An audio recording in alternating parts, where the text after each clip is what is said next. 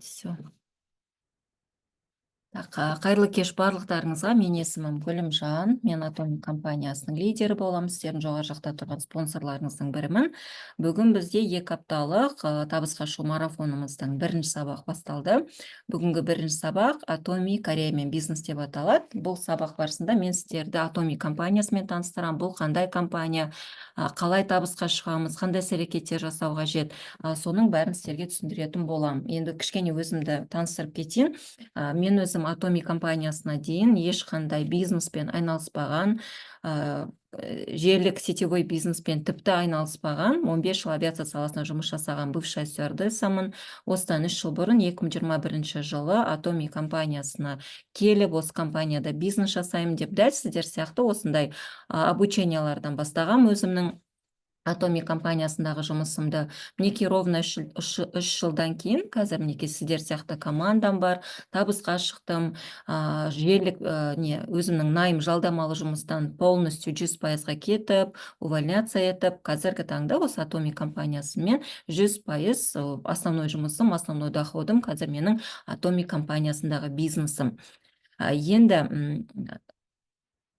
қараңыздар, бұл бизнес кімдерге арналған? Әрине, әр бизнестің өзінің бір несі болады, категориясы, кімге айналысуға болады. Атоми, егер сіздер ақшалай салымсыз, мысалы бизнес ашып көргіңіз келсе, табыс іздеп жүрген жан болсаңыздар, Атоми сіздерге идеально келеді. Декреттегі ана болсаңыз, пенсионер болсаңыз, студент болсаңыз, яғни артық ақшасыз, ақшалай салымсыз бизнес деп жүрсеңіздер, мінекей Атоми. Екінші, егер сіздер машинада үй, квартира алғыларыңыз келіп жүрсе, немесе первоначалка жинап жүрген болсаңыздар, Атоми компаниясында сондай мүмкіндік бар. Мысалы, менің өзімнің жеке командамда осы Атоми мен 2 партнерім уже үйлі болып жатыр. Біріншісі ол біздің Айнұр Сатыбалдиева да, мастер Шаронская Розы, білесіздер, өзінің квартирасын алды, және бриллиантовый мастер Жансай Уакасова да Атоми компаниясымен квартирасын алып жатыр. Көлік алған енді партнерларды айтпайын, олар өте көп. Мысалы, соның бірі менмін, Атоми компаниясына келіп өзімнің көлігімді алған.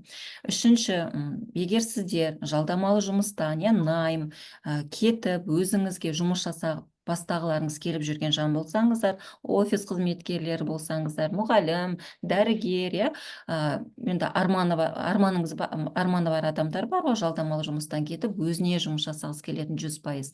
Атоми компаниясы сіздерге сондай мүмкіндік береді. Мен де Атоми компаниясына келгендегі менің басты мақсатым кезінде табыс емес, больше мен өзім мысалға ұшып жүрген кезде 500 мың теңге жалақы алсам, дәл сондай жұмысты жерден тапсам, арманым, мақсатым деп жүреді. Мен сондай мақсатпен келген болатынмын. Бірақ ойламаған жерден не только 500 мыңда табысымды 5 есе арттыра алдым осы компаниямен. Сондықтан мен сияқты жалдамалы жұмыстан кеткісі келген жандар болсаңыздар, мінекей Атоми компаниясы сіздерге арналған.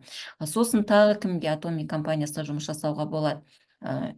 Табысын арттырғысы келіп жүрген жеке кәсіпкерлерге, предпринимательдерден, фрилансерлар, мысалға косметологтар бар, парикмахерлар бар, визажистер бар. В принципе, жалдамалы жұмыста жұмыс жасамайды, бірақ өздеріне жұмыс жасап жүрген адамдар, бірақ табыстары аз да, сол табыстарын бірнеше есе арттырғысы келсе, мінекей Атоми компаниясын қарастыруға болады.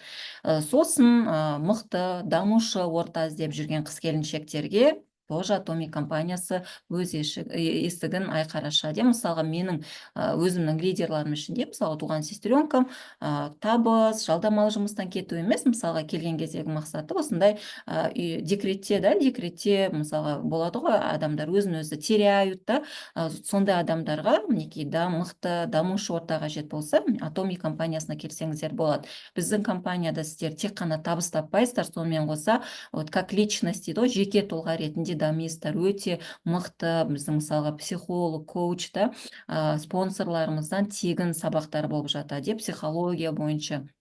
жеке даму бойынша.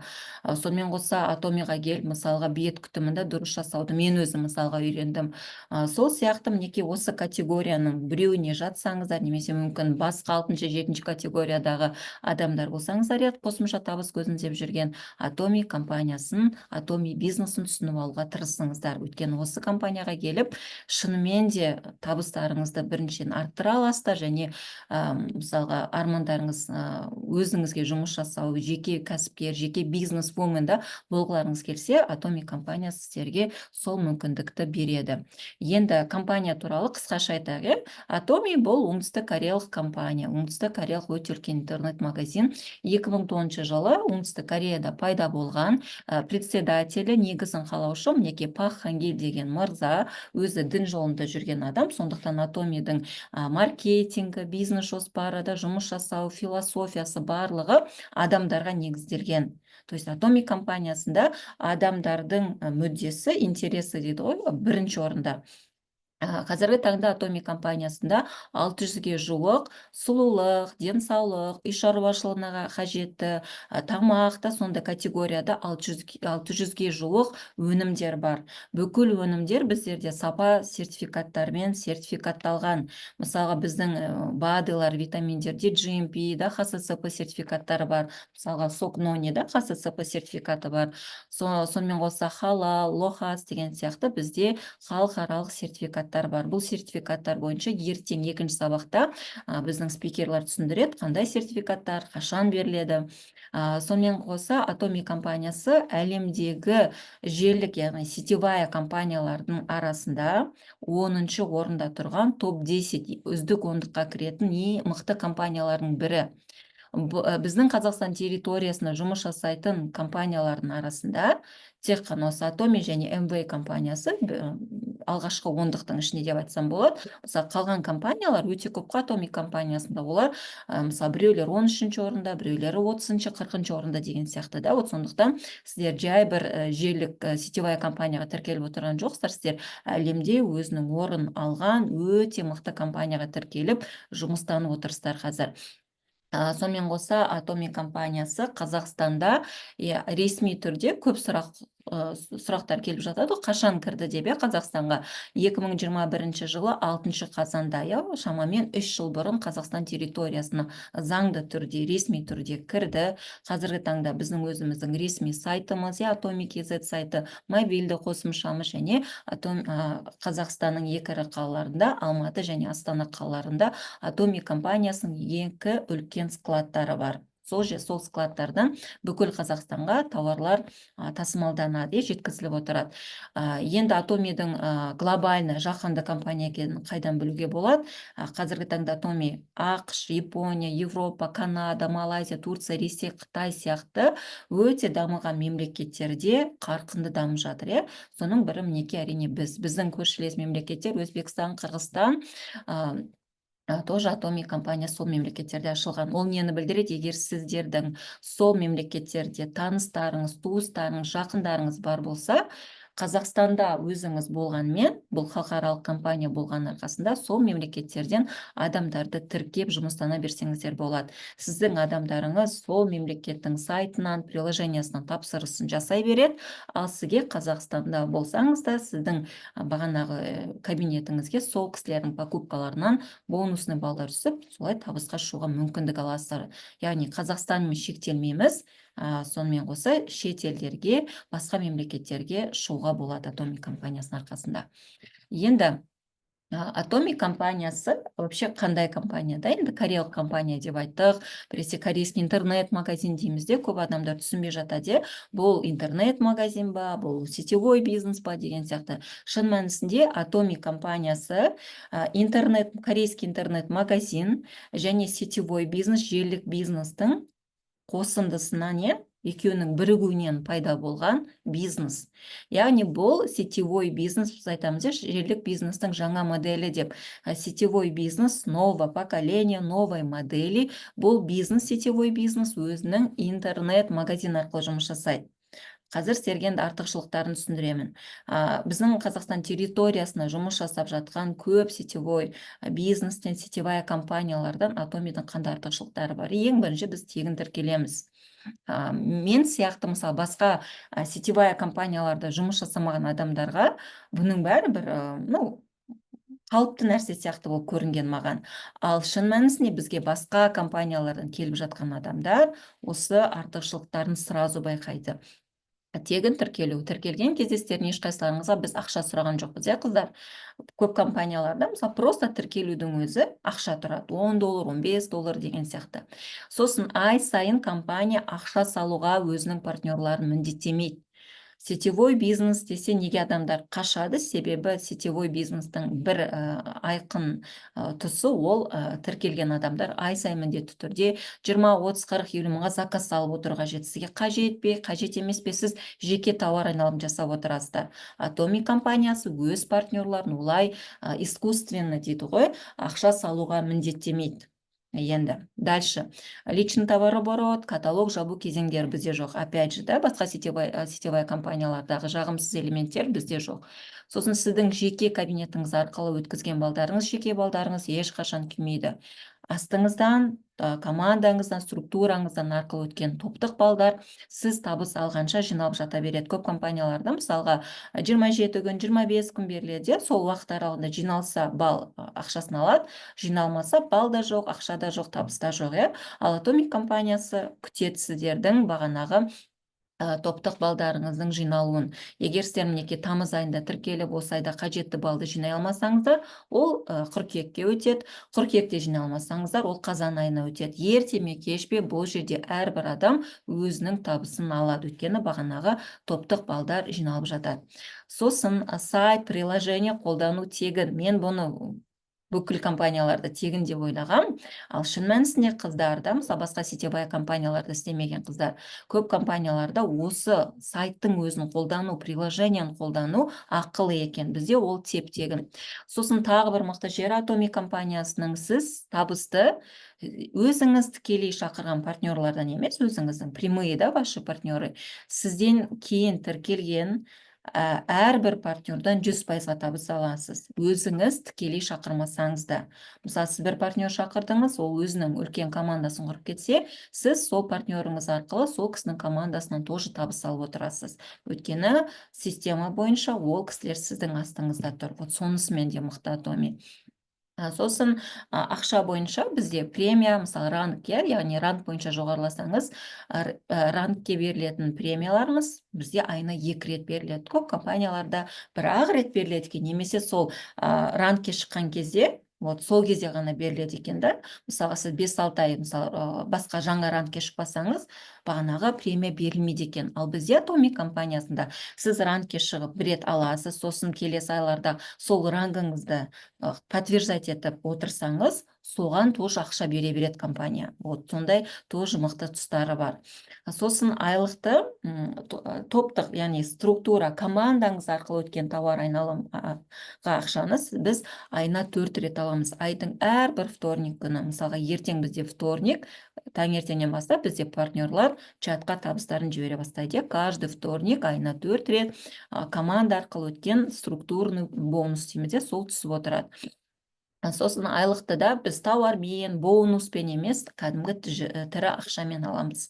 То есть көп компаниялар мысалға ақшаны мысалға бонус ретінде, тауар ретінде береді, ал бізде ол кәдімгі ақша болып түсіп отырады сіздің кабинетіңізге. Сосын көп компаниялар несімен қызықтырады, жаңа партнерларда машинамен, машина аласың, автобонус деп. Ал шын мәнісінде ол ешқандай да сыйлық емес компания тарапынан, ол кредитқа, лизингқа берілетін автолар, көліктер. Мысалы, көбісі соны білмейді, ал Атоми компаниясына сіздер көлікті шынымен де ешқандай кредитқа емес, лизингке емес, сіздер сыйлыққа аласыздар. Ешқандай да компаниямен, егер даже компаниядан кетіп жатсаңыз да, сізден ешкім көлігіңізді тартып алып жатпайды қайтадан. Сосын Атоми компаниясы бұл 100% командалық бизнес, спонсор сіздің, мысалы, сізде 2 тармақпен жұмыс жасаймыз Атоми компаниясына, бинарный маркетинг, соның бір тармағына сізді тіркеген спонсорыңыз тоже өз адамдарын тіркеп отырады. То есть екі тармақ ол сіздің өзіңіздікі 100%, бірақ бір тармағыңызға сіздің спонсорыңыз өзінің адамдарын тоже сол жерге тіркеп, бір тармағыңыздың дамуына өз көмегін тигізеді. Мінекей сондай артықшылықтары бар, және ең басты артықшылығы мен мына жерге жазуды ұмытып кетіппін. Ол әрине сіздің табысыңыз, сіздің алып отқан бүкіл доходыңызды, кабинетіңіз 2 ұрпаққа дейін мұрагерлікпен беріліп отырады. То есть наследство ретінде сіз кейінірек осы табысыңызды балаңызға, және балаңыз кейін немереңізге тастап кете алады. То есть тек қана өзіңізді емес, сонымен қоса балаңызды, немереңізді сіз қалай айтсам болады, енді ақшалай обеспечивать етіп кетесіз. Сондай керемет бизнес. Осыны түсініп алу қажет. Мінекей мына мен өзімнің скриншоты мен 9 июль күні осылай түсіп отырады. Біздің мінекей ТО Атоми Қазақстан 565 мың теңге, тиын теңгесіне дейін ровно түсіреді, көрдіңіздер ме? 13 тиынына дейін.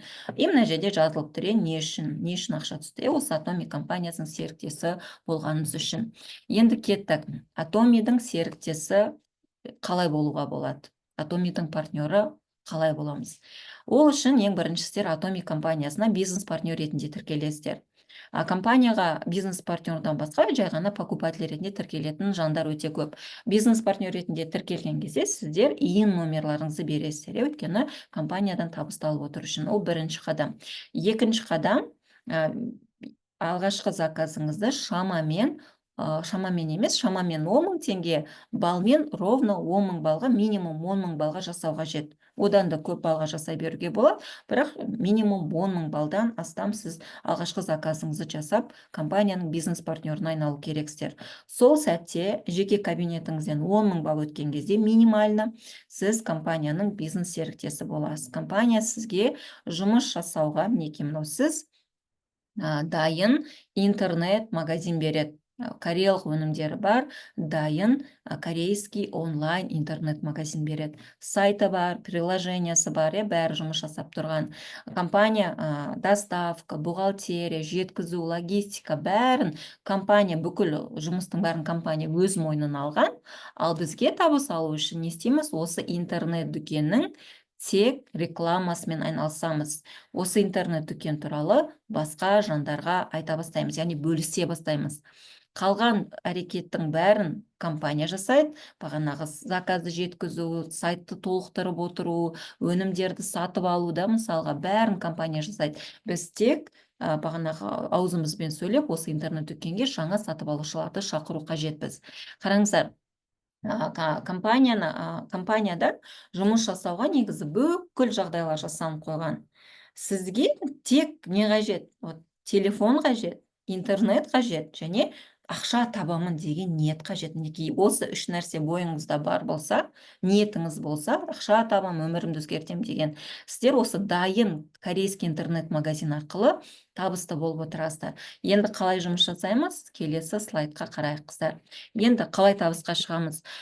Енді сразу айтып кетейін, бұл бизнес жас талғамайды, не обязательно сізге жап-жас қыз болу да, бұл жерде жас та, кәрі де, сосын ешқандай білім талғамайды. Сіздің жоғары біліміңіз бар ма, үш высшее образованияңыз бар ма, мүмкін сіз колледжі бітірдіңіз, немесе мектептің да деңгейімен қалдыңыз. Бұл жерде ондай білім де талғамайды. Жеке кәсіпкерде, студентте, пенсионерде, мен сияқты декреттегі анада бәрі бұл жерде дами алады. Тек бағана айтқандай ниет қажет, және бизнесқа фокус қажет. Енді не істейміз? 5 қана қадам сіздердің Атомидің бизнес серіктесі болу үшін. Ең бірінші қадам бағанағы тіркелесіздер және өнімін қолданып көресіздер. Бағана 10 мың балға заказ салу деген осы. Өнімін қолданып көресіздер. Екінші қадам, егер сіздерге өнім ұнаса, өнім ойыңыздан шықса, сіз алған әсеріңізбен, нәтижеңізбен, жақындарыңызбен бөлісе бастайсыздар. Мінекей мынау сіз жаныңыздағы адамдарға айта бастадыңыздар. Қалай айтамыз? Оның енді жолдар өте көп. Шай ішіп отырып, Инстаграм арқылы, WhatsApp арқылы да, көшеде, өзіңіз білесіз. Главное, бөлісе бастау қажет. Жақындарыңызбен мінекей бөлісе бастадыңыздар. Осы айтқан адамдарыңыздың ішінде біреуі мен де осы интернет дүкен арқылы бизнес жасағым келеді, немесе мен осы интернет дүкеннің өнімін сатып алғым келеді десе, сіздер не істейсіздер? Еш нәрсені сатып алып ол адамға сатпайсыздар. Сіздер осы адамдарды Атомидің компаниясының интернет дүкеніне тіркейсіздер. Мен сіздерді қалай тіркедім? Маған келген мысалы партнерлар, немесе сіздің спонсорларыңыз қалай тіркеді? Дәл солай сіздер өзіңіздің адамдарыңызды осы интернет дүкенге тіркейсіздер де өнімдерді өз бағасына сатып алуға кабинет ашып бересіздер. Мінекей осы жұмыс. Иә, сіз тіркеген адамдардың біреу покупатель болады, біреу бизнес партнер болады, енді оны уақыт көрсетеді. Сосын адамдарға кабинет ашып бердіңіздер. Төртінші қадам, солай табиғи цикл басталады. Естественный цикл дейді ғой. Адамдар өнімді қолданады, өнім ұнаса, келесі біреуіне айтады, ол подружкасына айтады, подружкасы өзінің мамасына айтады. Солай сіздің қатысуыңызсыз табиғи цикл басталады. Адамдар қолданады, біріне айтады, бір тіркеледі, келесі адамға айтады, келесі адам тіркеледі. Осылай естественный табиғи цикл басталады. Покупатель, партнерлардан тұратын. Вот, солай қараңыздар, мінекей, сіздің бағанағы табиғи цикл болып жатады, адамдар өнімдер сатып ала бастайды. Сол сіздің астыңыздан тіркелген адамдардың покупкаларынан, яғни бағанағы тауар айналымнан сізге ұпайлы бонусный балдар кабинетіңізге түсе бастайды. Сіз сол бонусный балдарды жинақтап табысқа шығасыздар. Мінекей қыздар, жұмыс қиын емес. Тағы бір рет айтайын, қалай табысқа шығамыз, қалай бизнес партнер боламыз, тіркелесіздер, өнімін қолданып көресіздер, алғашқы заказдарыңыз шамамен 10 000 теңгеге жасайсыздар, 10 000 балға. Сосын өнім ұнаса, алған әсеріңізбен, нәтижеңізбен осы интернет дүкен туралы жақындарыңызға, таныстарыңызға, достарыңызға айта бастайсыздар. Жақындарыңыз, достарыңыз, мен де қолданып көремін продукциясын, мен бизнес бастап көргім келеді десе, тек осы интернет дүкенге тегін тіркеп, бағана покупкаларын жасауға, бизнес бастауға кабинеттерін ашып бересіздер. Олар өздерінің кабинеттеріне кіріп, самостоятельно өздері приложение арқылы, сайт арқылы тапсырыстарын жасай бастайды, табиғи цикл басталады, өнім ұнаса, келесі адамға айтады, ол келесі адамға айтады. Солай сіздің астыңыздағы адамдардың саны арта бастайды уақыт өте келе бере. Солай сіздің астыңыздан өткен бағанағы покупатель, бизнес партнерлардан түскен тауар айналымнан сізге балдар түсе бастайды. Бонусный ұпайлы балдар. Сіз сол балдарды жинақтап табысқа шығасыз. Мінекей қыздар, қиын емес, на самом деле бизнес. Енді оны пошагово енді қазір келесі слайдтарда қарастыратын боламыз. Мінекей қыздар, скриндап алыңыздар. Мінекей біздің жасайтын жұмыс осы. Енді маркетинг, бағанағы бұл енді сетевой бизнес дедік қой, сетевой бизнестің бір түрі интернет-магазин бойынша жұмыс жасайды. Қай жағымызбен біз сетевой бизнесқа ұқсаймыз? Атоми компаниясы бағанағы астымыздан тіркелген адамдардан тауар айналым жинап, сол арқылы табыс алуымыз бойынша ғана ұқсаймыз. Ал жұмыс жасау моделі, бағана каталог жапаймыз, ай сайын ақша салмаймыз, бізде жұмыс жасауымыз больше интернет-магазиннен бөлісеміз, осы интернет дүкен туралы айтамыз, тіркелгісі келген адамдарды тіркеп отырамыз. Мінекей осы.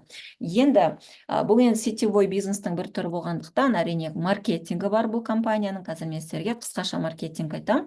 Среда, четверг күндері толық маркетинг болады. Мен қазір қысқаша айтам. Енді кеттік. Мынау сіз компанияға тіркелдіңіз. Бұл компания бинарлық құрылым бойынша жұмыс жасайды. Бинар деп атайды тұр, 2 деген сөз. Сіздің 2 тармағыңыз болады. Сол экранға қарағанда сол жағыңыз сол жақ, оң жағыңыз оң жақ тармақ. Өзіңізге келген адамдарды сіз біріншісін сол жаққа тіркейсіз, екіншісін оң жағыңызға тіркейсіз. Солай сізде сол жақ тармақ пайда болады және оң жақ тармақ болады. Енді Атоми командалық бизнестерге, мына сіздің сол жағыңызға, сізден басқа, сіздің жоғар жағыңызда тұрған спонсор өзінің адамдарын тоже тіркей бастайды. Өйткені мына сол жақ сіздің спонсорыңызбен бірге ортақ, общая ветка, ортақ тармақ. Сондықтан сол жағыңызға, мінекей жазып қойдым, адамдарды сіз және сіздің спонсорларыңыз тіркейді. Өйткені сіздің үстіңізде бір ғана емес, бірнеше спонсорларыңыз болады. Сол арқылы сіздің сол жақ тармағыңыз дамиды. Ал оң жағыңыз, мінекей, оң жағыңызға сіз тіркейсіз және сіздің партнерларыңыз тіркейді. Мысалға, мына кісі сіздің партнеріңіз болса, мына жерге мына адамды сіз тіркеуіңіз мүмкін, ал оң жағына мына кісі өз адамын өзі тіркейді. Солай сіздің сол жағыңыз ол спонсормен бірге жасалатын тармақ, ал оң жағыңыз сіз және партнерларыңызбен құралатын тармақ. Мінекей осылай екі тармақпен жұмыс жасаймыз. Сосын табысты біз осы екі тармақтың балансынан аламыз. То есть, если мынаке спонсорыңыз адамдарын көп қып тіркеп кетіп, мына жақтан сізде миллиондап тауар айналым өтіп, бірақ сіз өзіңіздің оң жағыңызды дамытпасаңыз, компания сізге әрине ақша бермейді, өйткені сіз де ақша алу үшін жұмыстануыңыз қажет. То есть 50% спонсормен, 50% өзіңіз деген сияқты, Вот, сондықтан қыздар, мына менің сол жағымнан балдар өтіп отыр екен деп отыра бермеңіздер, өздеріңіздің оң жақ ішкі тармақтарыңызды дамытыңыздар. Табыс осы екі тармақтың балансынан түседі. То есть табыс алу үшін сіздің мына сол жағыңызда және оң жағыңызда тауар айналым өтіп отыру қажет. Енді баланс сақтау өте маңызды, прям жаттап алыңыздар. Басты уақытта сіздер енді компанияға келген кезде балансты сіздер мінекей жазып қойдым. Адам санымен құрайсыздар. Мысалға, сол жаққа бір адам тіркедіңіздер ма, оң жаққа бір адам тіркейсіздер. Сол жақта 3 адам тұр ма, оң жаққа, значит, 3 адам тіркеп қою керек, Солай басында адам санымен тіркеп отырасыздар. Бір адам, екі адам осылай. Сосын уақыт өте келе бере, мына адамдар не істейді? Заказ сала бастайды. Әрине сіздің тіркеген адамдарыңыз барлығы 100% заказ салмайды, сондықтан уақыт өте келе бере сіз көресіздер, бір жақ тармақтарыңыздан бал көбірек өтеді, ал бір жақ тармағыңыздан бал азырақ өтеді, то есть тауар айналым азырақ. Сол кезде сіздер адамдарыңызды қай жақта тауар айналым аз, оны біз әлсіз емес, кіші ветка дейміз, кіші тармақ. Сол кіші тармаққа адамдарыңызды тіркей бастайсыздар. Қай жақта тауар айналым аз, сол жаққа адам тіркей бастайсыздар. Уақыт өте келе бере менің бұл ошибкам, сол үшін сіздерге айтайын, сразу сабаққа қосып қойдым. Уақыт өте келе бере сіздер лидер санымен баланс орнатасыздар. Мысалға, мына жерде сол жағыңызда может сіздің 5 лидер бар да, от болып жайнап тұрған қыздарда жұмыс жасаймыз деп. Бірақ 100-ақ мың балл өтеді. 100 мың теңгеге тауар айналым өтеді, шамамен. Ал мына оң жағыңызда бір-ақ лидер бар да, жұмыс жасаймын деп тұрған. Бірақ ол жақта миллиондаған тауар айналым өтеді, өйткені мына бір лидер күшті продажник, продукцияны күшті сатады. И сіз ойлайсыз, мына жақта тауар айналым өтіп жатыр екен күшті. Все, мына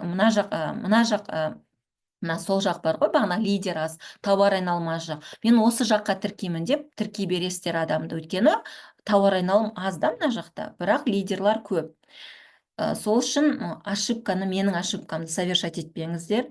Лидер санымен тіркеңдер. Мына жақта 5 адам тұрма лидер, бұларға уақыт қана қажет. Бұлар бір айдан кейін, 2 айдан кейін, бұлар егер кірісіп жұмыс жасап кетсе, тауар айналымды жасап береді сізге, мысалға да.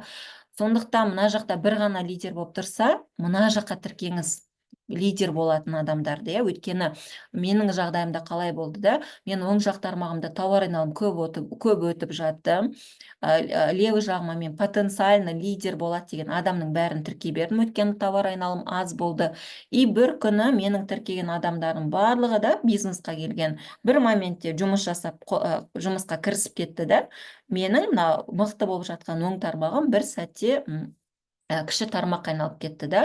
Сондықтан қыздар, мына баланс құрыңыздар, мен сразу соны айтып қояйын. Басында адам санымен тіркейсіздер, бірдей болу керек. Сосын тауар айналыммен, потом лидерлар пайда болған кезде лидер санымен, мына жақта 3 лидер ма, мына жаққа 3 лидер қылыңыздар. Мына жақта 5 лидер ма, мына жаққа 5 лидер. Сол кезде сіздер более-менее рангтерге де, доходқа да тезірек шығатын боласыздар.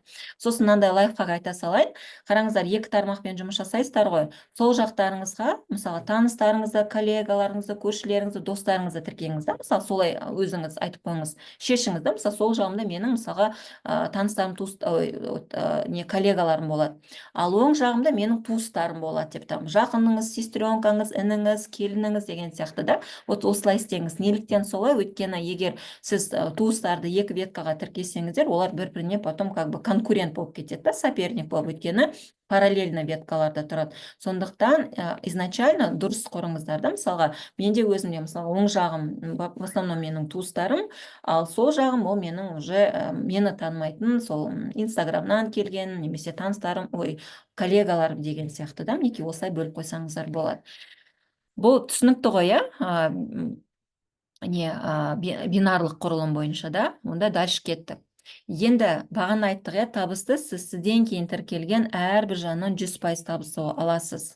Уақыт өте келе бере сіздің структураңыз, сіздің қатысуыңызсыз өзімен өзі өсе бастайды. Сіз оны даже өспе деп мысалға да айтсаңыз да, ол уже сізге бағынбайды. Өйткені ол жерде жұмыс жасап жатқан лидерлар бар, олар өздерімен өздері жұмыс жасап, сіздің структураңызда адамдар пайда бола бастайды, сіздің қатысуыңызсыз. Онымен қоса сіздің табысыңыз да бағанағы ранг бойынша да жоғарылайсыз және табысыңыз арта береді. Солай, егер бұл бизнесті дұрыс түсініп алсаңыздар, бір жылдың ішінде сіздер 300 мың, 400 мың теңгелік айлық табысқа шығып кете аласыздар. Егер бұл бизнесті өте қатты күшті жұмыс жасайтын болсаңыздар, айлық табыстарыңызды 1 миллион теңгеге дейін бір жылдың ішінде көтеріп ала аласыздар. Айлық табыстарыңызды, бәрі өзіңізге байланысты. Қараңыздар, басында келген кезде мысалы сіз ғой, мына өзіңіз шақырып отырдыңыз, мына адам шақырдыңыз, мына адамды. Уақыт өте келе бере қараңыздар, мына жердегі сіздің бір лидеріңіз, ол өзінің командасын құрып кетеді, өзінің адамдарын шақырып. Мына жердегі адам, ол өзінің адамдарын шақырады, мына жердегі адамдар өз адамдарын. Солай уақыт өте келе бере, қыздар, оған тек уақыт керек та, бұл бизнес тек қана шыдамдылықты талап етеді дейді ғой, әрекетті және шыдамдылықты. Көп адамдар мына моментте сынып кетеді, өздері адам шақырып жатады ғой, шақырған адамдар жұмыс жасамай қалады, немесе аз адам тіркеп ой, мына бизнес менікі емес екен деп. На самом деле шыдамдылық танытып, үзбей адамдарыңызды тіркей берсеңіздер, ерте ме кеш пе осы адамдардың біреуі бизнесқа келеді.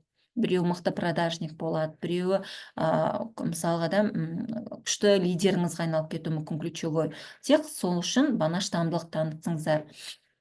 Так, енді дальше кеттік, мынаны түсініңіздер, то, что бұл жерде бизнес тек сіздерге қарамайды, бұл командалық бизнес, тек өзіңіздің шақырған адамдармен ғана емес, сіздің партнерларыңыздың партнерімен де бірге, қалай айтсам болады, бизнес құрып кете бересіздер. Мына жердегі адам, өзіңіз сіз шақырмасаңыз да, мына кісі шақырса да, ол сіздің партнеріңіз болып саналады. Сондықтан міндетті түрде өзіңіздің адамдарыңыз және партнерларыңыздың партнерларымен тоже жұмыс танып отырыңыздар. Енді тезірек табысқа шығу үшін бұл компанияда бағана айттық, әрекет ету қажет, шыдамдылық таныту қажет, және ең басты нәрсе бұл бизнесқа уақыт бөліп, серьезный бизнес ретінде қарастыру қажет. Көп адамдар мысалға да хобби ретінде кіреді, немесе ой, как получится, болса болды, болмаса болмады деген сияқты да.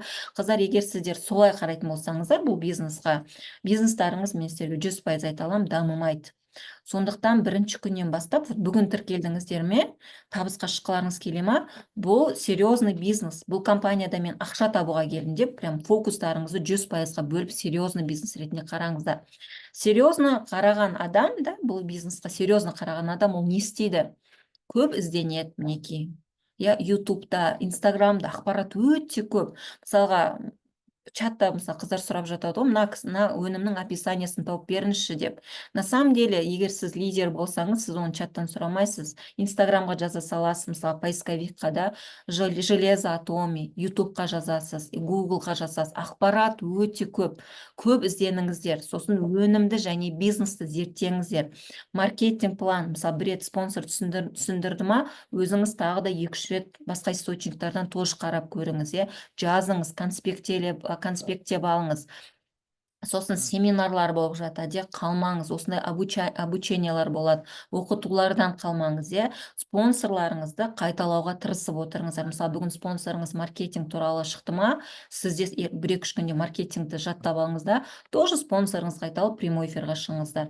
Егер спонсорыңыз бүгін продукция туралы бір рилс салды ма, сіз дәл соны қайталап продукция туралы салыңыз. Неліктен спонсорды қайталау маңызды? Өйткені спонсор сол әрекеттерін жасау арқылы ол табысқа шықты ғой, ол миллион алып отыр, ол 2 миллион алып отыр, яғни оның жасаған іс-әрекеттері оны табысқа келді.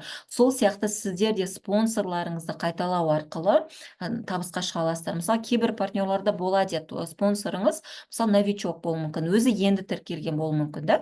Ондай кезде не істейсіздер? Ондай кезде спонсорыңыз жұмыс істеп тұрған спонсорды соны қайталай бересіздер, сондықтан менің спонсорым еш нәрсе жасамайды деп отыруға болмайды, спонсорларыңыздан көп нәрсені күтпеңіздер.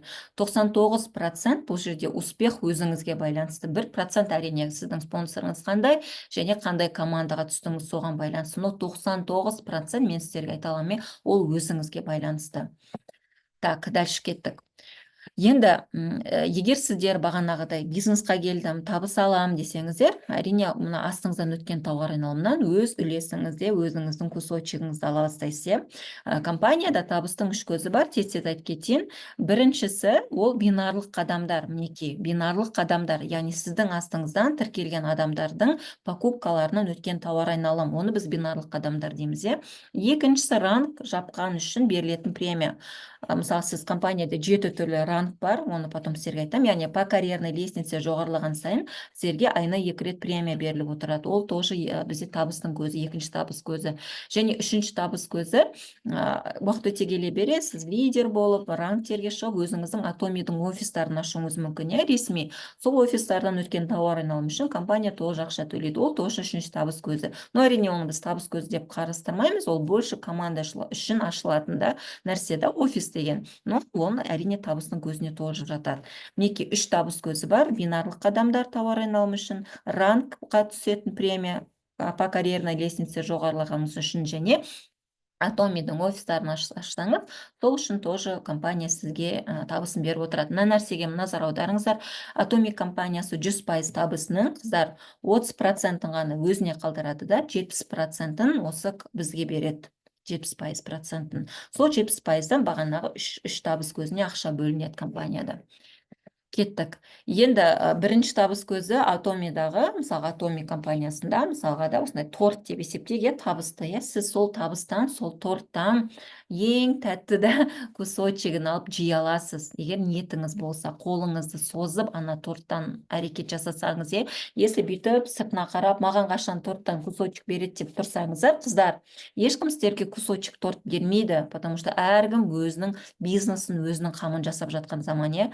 Сондықтан торттан табыс алғыңыз келе ма, кусочек жегіңіз келе ма, әрекет жасаңыздар. Бірінші табыс көзі ол бинарлық қадамдар.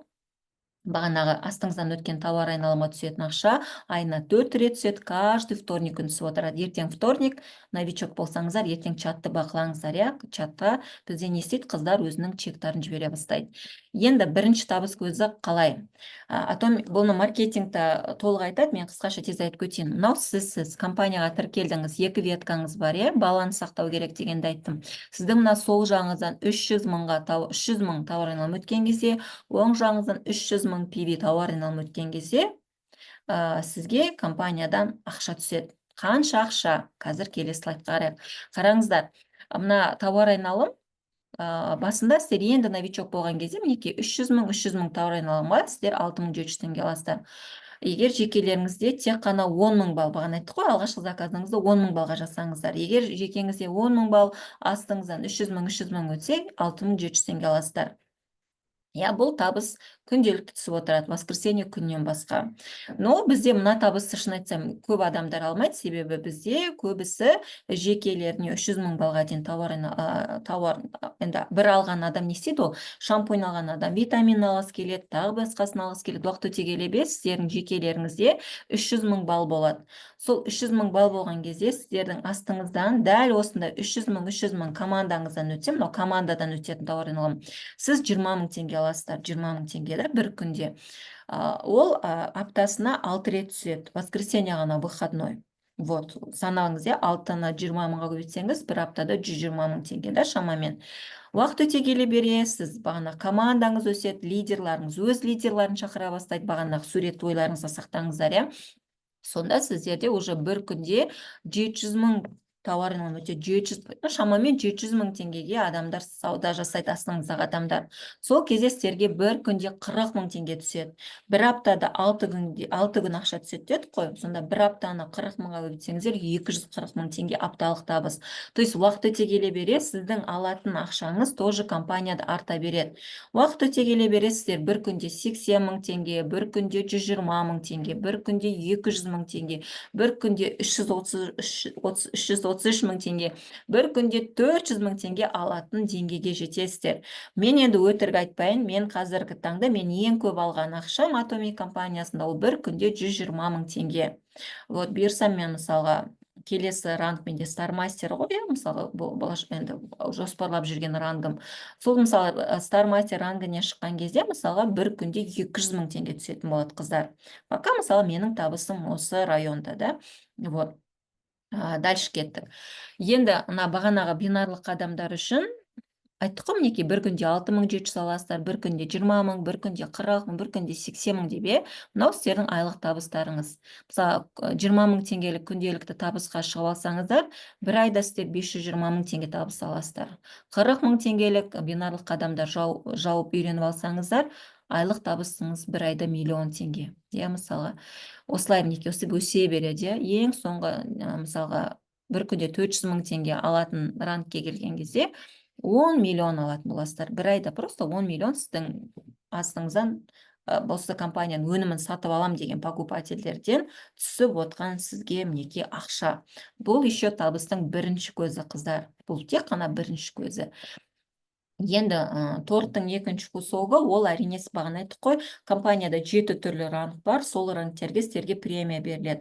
Ол премия айына 2 рет, айдың 7-ші және 22-ші күндері түсіп отырады кабинетімізге. Қараңыздар, мінекей 7 түрлі ранг бар. Мастер продаж, бриллиантовый мастер, мастер Шаронская роза, мысалы, мынау менің рангымда. Стар мастер, роял мастер, краун мастер, империал мастер. Мінекей 7 түрлі ранг бар, және әр рангте өзінің алатын премиясы бар. Мысалға, қараңыздар, мастер продажды ең алғашқы ранг. Мастер продаж болғаныңыз үшін сізге 2 апта сайын 160 мың теңге түсіп отырады. Сонда бір айда 320 мың теңге. Если сіз бриллиантовый мастер болсаңыз, 2 апта сайын 320 мың теңге, бір айда 640 мың теңге премия.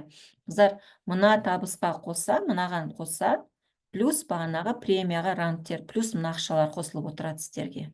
Түсінікті, е? Енді осы рангтерге тез тоқтайық. Қараңыздар, мастер продаж, мынаяқта 150 мың деп тұр, 150-160 мыңда, иногда 170 мың болуы мүмкін.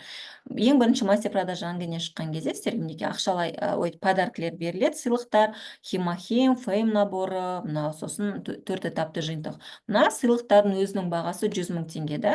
Бұл сыйлықтар рангке ең бірінші шыққан кезде ғана беріледі, кейінгі кезде уже берілмейді. Мысалы, бір рет мастер продаж болдыңыз ба, алдыңыз, келесі айда подтверждать етсеңіздер, тағы мастер продаж болсаңыздар, уже на сыйлық берілмейді. Бірақ мына ақшалай сыйақы ол постоянно беріліп отырады. Каждый раз мастер продаж рангын подтверждать етіп отқан сайын. Вот. Бриллиантовый мастер болғаныңыз үшін мінекей 320 мың теңге да сіздің премияңыз, және мынандай сыйлықтарды. Мастер Шаронская розы 640 мың теңге премия 2 апталықта. Сосын мынандай саяхат. Бізде июнь айында біздің Шарондар Кореяға барып сол саяхаттады. Көрдіңіздер, мен мысалы қызым кішкентай болып мен бара алмай қалдым, бірақ біздің Шарон қыздар барды осы турға. Сосын стар мастер болған кезде мінекей 3 миллион 200 мың теңге, қыздар. 3 миллион 200 мың теңге 2 апталық сіздің премияңыз. Керемет қой, иә? Мен мысалға мына стар мастерға мен шығуым ұзақ болып кетті да, себебі мен өзіме бір мақсат бермей жүр екенмін да. Мен қазір өзіме прям жазып қойдым, мына дәптеріме жазып қойдым. 2 апта сайын 3 миллион 200 мың теңге алғым келеді деген запроста. Вот сол запросыма байланысты енді әрекет етіп, осы рангке тездетіп шығу қажет. Және саяхат, қыздар, семьяларыңызбен бірге, да. Вот, дальше. Royal Master болсаңыздар, 15 миллион теңге 2 апта сайын түсіп отырады. Машина. Карточкаңызға 1,5 миллион, 1,5 миллион болып кетті, $1500 ай сайын просто так түсіп отырады сіздің бизнесқа қатысты расходтарыңыз, и саяхат.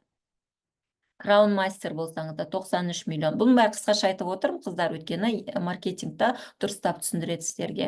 Және ең соңғы ранг, бұл 7-ші ранг компанияда империал мастер. Бұл жерде қараңыздар, империал мастер болғаныңыз үшін сіздерге 320 миллион теңге ақша беріледі, қыздар. Премия 320 миллион теңге, да. Неде империал болған кезде күшті оны награждать етеді. Мына ақшаның бәрін тележкамен алып шығады ғой, қыздар. Тележка $1000, да. 1 миллион доллар, да. Вот. Негізге үлкен, мынандай видеосын потом чатқа жіберем. Осы 320 миллион теңгені сіздерге тележкамен сүйреп алып шығады, қыздар. Ол үлкен тележка ақша. Өте керемет. Вот сосын 160 квадратный метр офистің арендасын компания төлейді. Саяхат. Карточкаңызға просто бизнесіңізді дамытуыңызға $7.000 да, $7.000 да, почти $8.000 ақша төленіп отырады, ай сайын түсіп отырады. Және машинада седан класса люкс. Бұны машина түрінде алсаңыз болады, немесе ақшалай алуға да болады. Бұл ешқандай да бағанағы лизинг кредитқа берілмейді, кәдімгідей сізге сыйлық ретінде беріледі. Все. Енді бағана айттық қой, компанияда екі түрлі табыс көзі бар. Мына бинарный шаг, бинарлық қадамдар, және премиялар, мастер болғаныңызға байланысты. Сол бойынша қарасаңыздар, мастер продаждың орташа табысы $2.000, бриллиантовый мастер 5.000, 14.000, 23.000, мінекей осылай. Империал мастер болған кезде айына $85.000 ақша табыс алып отырасыздар. Керемет, қыздар. Енді осы ақшаның бәрін алу үшін не істеу қажет бізге, қыздар? Бірінші, негізі бар болған екі әрекет жасаймыз. Ол тіркелдіңіздер ғой, тіркелгеннен кейін үздіксіз осы интернет дүкен туралы айтасыздар, бөлісесіздер, рекламасын жасайсыздар. Инстаграм бар, мысалы өте мықты инструмент. Барған жүрген жерлеріңізде айтып жүріңіздер, таксиде отырдыңыз ба, визиткаңызды бере салыңыз. Енді семинарлар жасаңыздар. Не жолдар өте көп, оны потом айтамыз. Келесі сабақтарда қалайда интернет дүкен туралы бөлісеміз. Но осыны үздіксіз жасасаңыздар, және сіздер үздіксіз адам тіркейтін болсаңыздар өздеріңізде, сіз не үшін үздіксіз адам тіркеу маңызды? Өйткені сіз мысалы бүгін бір покупатель тіркеуіңіз мүмкін, просто продукциясын алып отыратын.